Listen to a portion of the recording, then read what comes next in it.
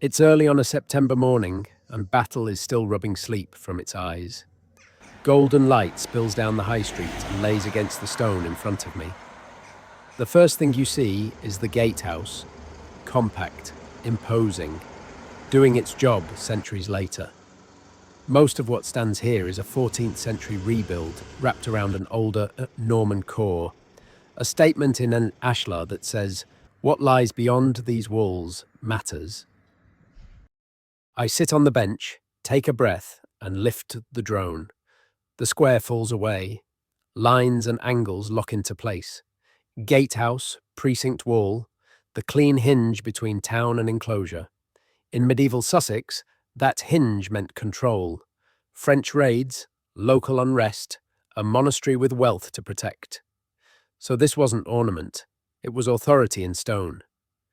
Push forward over the West Range. Those grand domestic fronts you don't see from the street. After the dissolution, the abbot's lodgings were refashioned into a country house. Centuries later, the buildings found a new purpose as a school. That's why, on a weekday, a bell might carry across the yard, a reminder that these stones were lived in, not left to sleep. Drift on, and the neat lines give way to absence. Here lie the ruins of the abbey church and cloister, footings of walls, broken arches, the ghost grid of a monastic city. If you trace it with your eyes, you can still read the plan. Chapter house to the east, daughter above, refectory across the walk. The rhythm is gone, but the pattern remains. Beyond the precinct, the landscape opens into legend. Tradition says the high altar of the church stood where King Harold fell in 1066. When the church was consecrated a few decades later, that claim became stone-bound memory. Look east over the slope, and you feel it. Not just a view, but a verdict left by victors.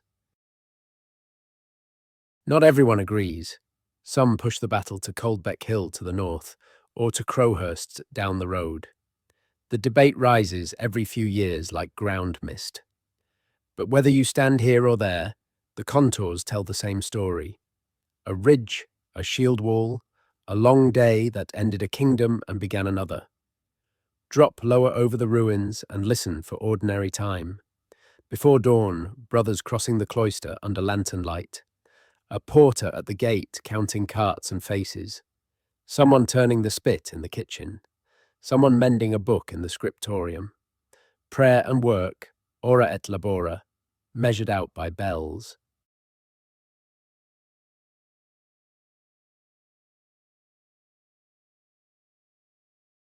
Time edits everything. Under Henry VIII, the Abbey Church was stripped. Much of the fabric came down. But because the ranges were adapted to domestic life, parts were repaired, painted, re-roofed. That is why the Gatehouse looks almost new to modern eyes, while the civic gates at Rye or Winchelsea carry the weather of centuries. Survival sometimes looks like renovation. From height, the town gathers close. Pubs, shops, the parish church of St. Mary, a settlement that grew first in the Abbey's shadow, then in its afterglow. Power recedes, purpose changes, but the centre of gravity lingers. The medieval precinct becomes a school run. The battlefield becomes a field again. And yet, the line between them still draws the eye. I arc back to the Gatehouse for a final pass. Crenellations step along the skyline. Arrow slits stare into the street. Climb those stairs today, and you can watch 9.5 centuries fold into a single sweep. Conquest, penance, prayer, ruin, reuse. From the ground, it's a scatter of fragments. From above, it resolves into one stubborn shape that England never quite left.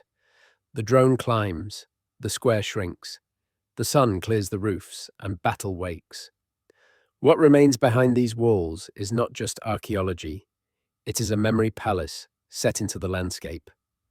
A place where a nation learned to tell the story of how it began,